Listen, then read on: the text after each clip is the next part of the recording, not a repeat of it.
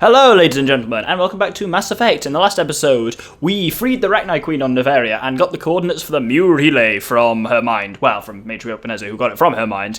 But we still need to know where we're going in order to chase Saren down, so there's only one plot world left to us. But we won't be doing that, I'm afraid, for a while. We have some side quests to take care of first, a lot of them, actually. This episode, we're going to be starting on with those, with one that we obtained on Noveria itself, which was talking about a man was scared that his brother's ship had been hijacked by privateers in the Strenuous system. But, as we're on our way there, well, a lot of stuff happens actually, I'll be honest, and I'll just shut up.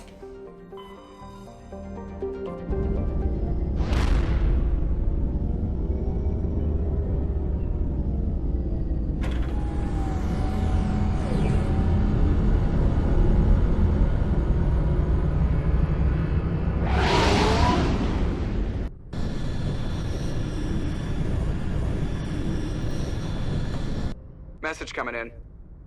Patching it through. Commander, I'm glad you were in the area.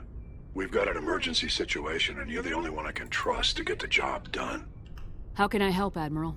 Biotic fanatics have hit a medical research station with a psychotropic drug.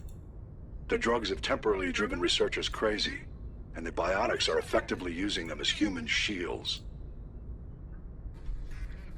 So if I shoot everything that moves, a lot of researchers are gonna die. Exactly. A normal team could handle the biotics, but a lot of innocent researchers would die during the operation. That's why I contacted you. I'm hoping you can keep the casualties to a minimum. I'll do everything within my power to bring those researchers back safely, Admiral. I know you will, Commander. I'm sending you the station coordinates now. Fifth Fleet out. I wasn't expecting to get there yet. That has nothing to do with the system we've just entered, but in fact, that mission, UNC Besiege Base, you only get when you've got 80% of the Paragon points, was it 90%? A lot of the Paragon points in the game. It'll say on the bottom bar exactly how many it was, so that's pretty cool we've got that. That's the UNC Besiege Base, but we're not going to be doing that for a while. As I say, our business is here in the Strenuous system, but there's a few things we can scan before going to the planet of interest. This green fellow, Yunthor. Good name. Your scan uncovered an ancient deep space probe slowly orbiting Yonthal. Tali brought it on board, dismantled it, and found a League of One medallion hidden in its payload. Yay, more stuff. And additionally, if we go over to here, we get to Antitar. That sounds kind of rude, Antidara. I don't know why. It just does to me. And if we scan that, then we get a large concentration of helium-3. I think we've already got helium-3. I think we've got the vast majority of what we need for the actual gases mission now. Gases mission? Mineral mission as a whole, which is kind of cool. Anyway, if we come here, there's an unknown thing, and we scan it. That is the ship we're after, the MSV Majesty. The ship is a derelict. All compartments are exposed to space, and the fusion plant is leaking. The damage is consistent with ship-mounted mass accelerator fire. And if we scan it, a faint trail of radioactive particles, possibly exhaust from the sublight nuclear engine drive, leads towards the nearby planet of Zarwin. And indeed, that's where this mission takes place, because some shit's going on here. So, let's land on Zarwin. Zarwin has a thin atmosphere of carbon dioxide and ethane. The surface is frozen and mainly composed of cobalt with deposits of copper. Planetside, conditions are hazardous, with constant ice storms racking the surface. Right, first things first, levels, because we've got Garrus and Kaidan with us, but neither of which we've used for a while. Kaidan can give him to Master First Aid, and he's got one more point. Let's put it in Stasis, why not? It's his lowest. Garrus, man, we haven't used Garrus in ages, apparently. We'll give him Advanced Electronics to kind of bring his shields up and his overload up a bit, and Advanced Assault Training, because then that gives him Adrenaline Burst, which brings all his skills back. I'm leveled up, aren't I? Yeah.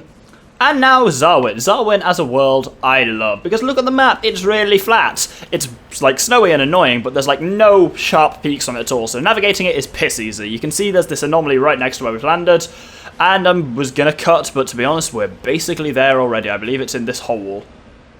Hey, there, ow, there we go. Kind of a bit of a crummy landing. Oh yeah, there's a cold hazard as well, so make sure you park the Mako well, so you don't do what I did on Solcrum many episodes ago, but I'm still slightly smarting from the fact that I just had to evacuate Solcrum because I got out of my Mako and fell down a cliff and couldn't get back to it. Anyway, that was I skipped over it really quickly without reading it, but that is a Turian insignia. Anyway, now we're going to head off to the point at the southwest. So you can just see on the edge of the map, and it's actually just over there, it's some rubble, but as we approach it... As we approach it, hey, it's a fresher moor. And this is a slightly annoying one because you can't Even if you want... Oh. What the shit? It killed me instantly. That's bollocks, that is. Apparently, getting too close to a Thresher Maw, not a good idea. Who knew? There we go, there it is. The general trick with Thresher Maws, as I've said before, is just keep driving left and right and they won't be able to hit you. And basically, if you get a good wallop on them with the kind of explosive cannon thing, whenever they pop up, you can usually actually stop them from firing at you at all. They'll just fuck straight off again. This one's a slightly annoying one because you can't even if you wanted to, well, you can, but it's extremely difficult to fight it from foot because, oh, want to avoid getting too close to it again, because of the cold hazard. That means if you're out of the Mako for any extended period of time, you just die. So fighting this one on foot requires you to frequently return to the Mako anyway, so it's a bit of an arse. Anyway, I'm just going to finish killing it off camera. Hey, there we go. That was nice and straightforward in the end. Well, I say that, it hit me with one blob of its goop, and apparently my entire Mako is dying, so I'll heal that in just a second. But what we came here for is this debris. Yes, that's it. We fought an entire Thresher Maw just for a crash probe. The classic, salvage it and get some upgrades. Though the upgrades you get are actually relatively good this late in the game. Anyway. Ooh, actually, rail extensions are alright. I do like a good rail extension. That sounds almost rude. Anyway, now I'm going to head all the way kind of to the east and a tiny bit to the south to the point that's down there. So, you can see on the radar that there is both a mineral deposit and an anomaly. And this is one of the most pointless things in the game, but I'm going to show it off anyway because for some reason it amuses me. Here is not actually the mineral deposit, here's the anomaly, which is a crashed Solarian ship. If you examine the corpse, it appears this... Well, it's not a Solarian, it's just a person. It appears this person was trying to mark the nearby mineral deposit when he died. Or was killed! Dun dun dun! And, of course, the nearby mineral... Gotta get in the car. The nearby mineral deposit is just over here, so that thing, kind of a bit pointless. I can see the advantage of it kind of marking this iridium on your map if you were, like, a distance away, but if you're close enough to see that dead person, you're close enough to physically see the mineral deposit. But hey, I'll take iridium. Oh, 22,000 credits, man. You get so rich in the late game because you end up with so much shit you can just sell, and everything you do earns you thousands, apparently. Anyway, we're gonna head up to the north now to the point there. And here we find a little bit of cobalt even, for our collection, which is gold as ever. I need to look at what cobalt ore is and if it should be gold, but I've talked about this point before. I don't think it should be gold. Anyway, there are 2 more points on the map. There's the wet place we need to actually go, and there's 1 more mineral deposit. So I'm going to go to the northeast to the mineral deposit first. And this contains a deposit of palladium for us. Anyway, now if we go down to the southwest, then that is where we're headed. Of course, that's where we're headed. That is where the actual... That's where the UNC Privateers mission takes place. Now, as you can see from the map, it appears, at least, to be absolutely swarming with enemies. In reality, the vast majority of these are just these Alliance heavy turrets that are pretty straightforward to take out. There are troops on the ground, but as ever, ground troops, when you're in the Mako, are just an absolute joke. Because, like, even just the force of the machine gun is enough to knock them flat on their ass. And if you actually hit them with the cannon, my god, they'll be blasted into next week. Observe, these little bastards here. Good day. Wow, they went flying and burning, and that was pretty dark, actually. Anyway, I'm just going to clean up out here. And as ever, the actual main business here takes place inside the building, so... I'm just... Oh, yeah. It looked like the hazard bar wasn't filling, but it was. I kind of have a weird idea that it doesn't fill while you're under those roofs, but that's completely not true. Anyway, inside, there are also bad men. Well, yeah, I'm on pistol. Mercenaries! Yay. None of these are too much of a threat. They're all just kind of standard mercenaries, and there's nothing much of interest here in terms of enemies, so I'll just cut this fight out. And once you've killed everyone, there's a bit of looting we can do first. If we come through here... Then there is a load of weapons lockers that we can't loot. That's annoying. Where is it? There we go. Oh, there's a disposal canister. Great. 1 Medigel. Awesome. Now, there are some more stuff you can loot as well. There is this storage locker. I always read it as secure storage locker, which it wasn't even in this case. It was just storage locker. But I always say it as securage locker. I just kind of mash the words together into some horrible word pie. Anyway, the real stuff we need for this mission is upstairs.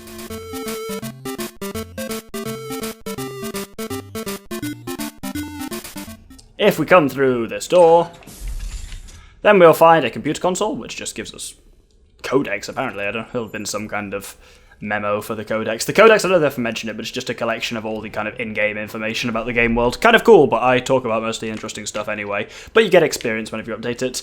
And, unfortunately, Captain Willem. You have discovered the course of Captain Willem of the MSV Majesty. His stiff fingers are wrapped tightly around a small data pad.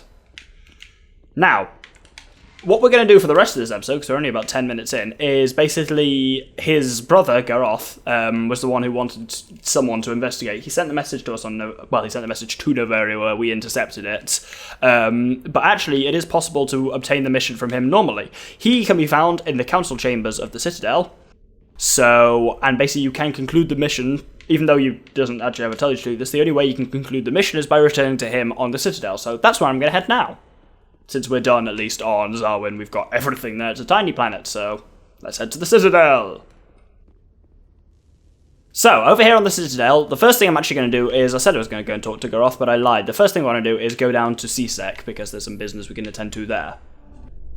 Your biotic skills are extremely impressive, Lieutenant. I rarely see anyone with your level of ability. I've always held back a little when I use my powers on living targets. Fear of hurting someone, I guess. But after what I saw on Eden Prime, I'm not holding back anymore. Not against a Geth, not against anyone. So here we can come down and talk to the requisition officer, because there's some relatively useful stuff we can get off him now that I think you could have got this much all earlier, I just kind of forgot to, because at the bottom of his amount of stuff that he's selling... where is it? There we go. There is a medic gel upgrade and a grenade upgrade that I just kind of missed last time I was guess. I was probably too poor for it. Also, he occasionally sells, it's kind of random what his inventory is, but he occasionally sells, as you can see there, the Spectre Master Gear. Weirdly enough, there are 3 levels of Spectre Gear, Basic, Advanced, and Master. But the Basic and Advanced, though they are in the game, you cannot access them. You can only get them on the PC version, basically through console commands, so cheating, basically. They're left in the game's code, but for whatever reasons didn't make it into the final game. There's a lot of weapons that do that, though I'll kind of talk about in a future episode. But for now, we're going to head to the Citadel Tower. So, at the kind of by the rapid transit point, Garroth, Captain Willem's brother, is just right here next to us, so let's have a chat with him and give him the bad news. I'm on a break. Talk to someone else if you need anything. I've got a lot on my mind. I found your brother's body. His ship was attacked by privateers. Willem's dead? I guess I should have expected this. When his ship dropped out of contact, I just knew. But I kept hoping he might still be alive. I'm sorry for your loss. Thank you for finding him.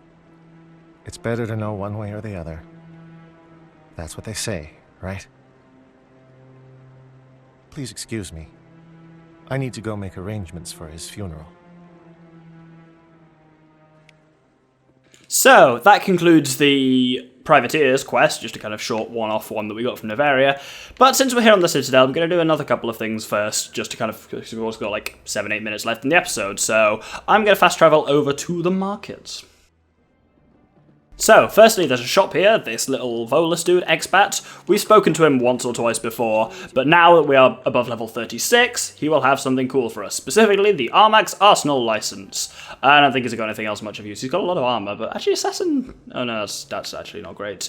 Unless... No, see, look at that. That's like that's a level 8 one. Mine's level 7, but mine's just so much better at everything. Man, my armor's awesome. Anyway, remember this guy who we keep coming across. Conrad Werner.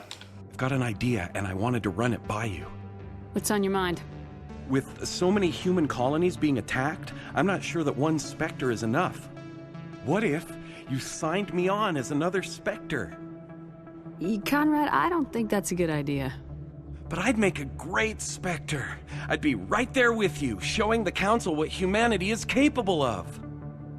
I want to be with you, fighting the good fight like you did on Elysium during the Skillian Blitz. I believe you, Conrad. But there's another fight that needs you. What? I don't understand. You know what keeps me going out here? Knowing that people back home are keeping humanity strong. You're right. I just got so caught up in all of it. I wanted to help. I'll go home. Thanks for setting me straight. And that finally concludes the extremely bizarre quest known as the Fan. It kind of doesn't really go anywhere, but basically, if you notice I charmed him there, you can also intimidate him and basically convince him he's not Spectre material. A bit of a dickish route, but it does work. If you don't charm or intimidate him, basically he blusters off saying, I'll prove that I'm worthy of being a Spectre and some crap like that. And that's the last you see of him until you then hear an unfortunate news... I haven't got footage of it, so I won't be showing it, but you hear an unfortunate news report that he stormed into basically a den of, like, drug dealers and was brutally killed. So, yeah, I'm definitely going to go out of my way to avoid that, because, I mean, he's not the nicest guy ever, but he's a bit irritating, but that doesn't mean I want him murdered by drug dealers. Anyway, come here to the med clinic and to Dr. Chloe Michel, because if we talk to her... I need those supplies for my clinic. I can't. You can and you will, or your story won't stay secret for long. Don't disappoint me, Doctor. Oh, Commander Shepard, I didn't see you come in. Every time I come in here, I see someone threatening you. Who was that? Someone from my past. I can take care of it. I might be able to help you. I was fired by my previous employer for giving out free medical supplies to clinics like this. They never filed any charges. They just wanted me to leave without any fuss. But somebody must have found out. Now they are blackmailing me. I have to give them what they want. If the board finds out about my past, I could lose my license. They'll shut my clinic down. Maybe I can get you out of this. Tell me what they want. I have to give some of my medical supplies to a merchant in the markets. They expect delivery today. Give me your contact's name. I'll deal with this guy, whoever he is. Deal with him? But won't they expose my past? I'll make sure they don't tell anyone. I was told to speak with a merchant named Morlan, down in the markets. I really appreciate this, Commander. Thank you. Don't worry. I'll take care of this. Good luck, Commander. Be careful down there. So, we've just got enough time, I reckon, to do this. The brief mission, Citadel, Dr. Michel. So, like she said, we need to go and speak to Morlan in the lower markets. So, we're familiar with Morlan and his famous store. Hello there. Welcome to Morlan's famous shop. You want many good supplies, yes? So what we would want to do is go and hear about Dr. Mitchell, but first, actually, Dr. Michel, I'm actually going to buy some stuff off him, because he has one of the weirdest but coolest items in the game. The Geth Armory license, which allows us to purchase Geth weapons and armor. Yes, that's a thing. Didn't know that the Geth sold their weapons and armor, like, at all. Didn't know that Morlan was allowed to sell them, but hey, there you have it. Anyway, if we now talk to him about Dr. Michel... You were expecting a delivery of medical supplies. But I was told the doctor would be bringing them. Change of plans. A change, but the doctor... I don't... This is not right, human. Shut up, Morlan. I told Baines you'd screw this up. What the hell's going on here? Who are you? Leave the doctor alone, or you'll have to deal with me. We can end this if you just bring me those supplies. Otherwise, I'll start telling people about the doctor's little secret. You're shutting down a medical clinic. What if someone needs treatment? What if you need treatment? Hey, hold on! I'm just the middleman here. This is way more than I bargained for. Thank you, human. It is good to see him humbled so. What do you know about Baines? I have never met him, human. I only worked with the one who spoke with the doctor. Goodbye. Yes, all right then. Good tidings to you, human. That question, the specific way it's wording, amuses me, because it's just like, but I was expecting the doctor. I'm like, well, I'm here, technically, but I amuse myself. Then that's what matters. Anyway, let's head back to Dr. Michel. Commander, how did things go? He won't be bothering you anymore. Really? That's a great relief, Commander. Thank you. I can't pay you for your help, but I can give you a discount on any supplies you purchase here. The thug said he worked for a man named Baines. Sound familiar? Baines? I wonder if he means Armiston Baines. We worked together a long time ago. What can you tell me about him? Last I heard, the Alliance military was contracting him for some research in the Traverse. Captain Anderson might know him. We'll see what the captain can tell us. I wish I could tell you more. Is there anything else I can help you with, Commander? Let me take a look at what you have for sale. Of course. So in terms of what she sells, there's a Medigel upgrade, which is of use, and then she basically has one sample of first aid interfaces and medical interfaces, one of every level. So she only has one, so I'll just buy the medical exoskeleton and give that to myself, because that also will heal you, give you toxin resistance, and also, I believe, give you... also gives you 15% reduction in power cooldown, as well as like really high health regeneration, so that's awesome. Anyway, we've just about got time in the end of the episode. Let's head over and speak to Let's head over and speak to Captain Anderson and see if he knows anything about this Armiston Baines fellow. So up here at the Ambassador's office is where we can talk to Captain Anderson, but unfortunately we have to separate him from Udina first, which requires a bit of a side conversation. Your Noveria report raised a few eyebrows in the Council, Shepard. I can't believe you let that queen live. There's a reason their species was nearly wiped out. You should have finished them off. This queen isn't like the others. She's not interested in conquest or war. Really? I'm glad you're an expert in a species we know virtually nothing about. I hope we're both still around in 50 years to see if you're right. Genocide of an entire species is a terrible tragedy, Ambassador. Shepard did the right thing. Fine. I'll just tell everyone we figured it was a good idea to release a fertile Rachni queen in the wilds of Noveria. I'm sure nobody will have a problem with that. Asshole. Anyway, now let's talk to Anderson. Yes, Commander? What do you know about Armiston Baines? Where did you hear that name? Never mind, I don't want to know. Baines is dead. Has been for quite some time. The people I spoke with seemed to think he was still alive. It's not common knowledge. Military is keeping it under wraps. Baines was doing some high-level work for the Alliance. Stuff even I wasn't aware of. One day he turns up dead on a drifting scout ship. Everyone suspects it was foul play, but it was never officially investigated. This is a cover-up if I ever heard one. I don't know much about it. You should talk to Admiral Kahoku. One of his crews discovered Baines' body. I spoke to Kahoku. He never brought it up. You should mention Baines the next time you see him. See if he'll tell you anything. Is there anything else, Commander? I should go. I'll be here if you need anything. So, unfortunately this quest is slightly bugged, in that neither Shepard nor Anderson seems to be aware that Admiral Kahoku is dead as a result of the Cerberus quest line. But basically, if you mentioned it to Kahoku, his platoon that went missing were the ones that we investigated are the ones that found Armiston Baines' body. So between kind of like that and the kind of other information we've got about him being involved in Alliance high-level stuff, we can fairly safely assume that Baines was probably mixed up in Cerberus, which would explain his mysterious disappearance and subsequent cover-up. But anyway, that's pretty much done for this episode. It's been a productive one. We did an uncharted world and a mission out there, as well as some stuff on the Citadel. So that was pretty cool. Next episode, we'll be doing pretty much the same kind of stuff. If we're going to grab some quests on the Citadel, then fly out to space and do them. It's going to be awesome. So I hope you'll join me then. I've been the Doctor of the Infamous Gentleman, and this has been Mass Effect. Thank you very much, and good day.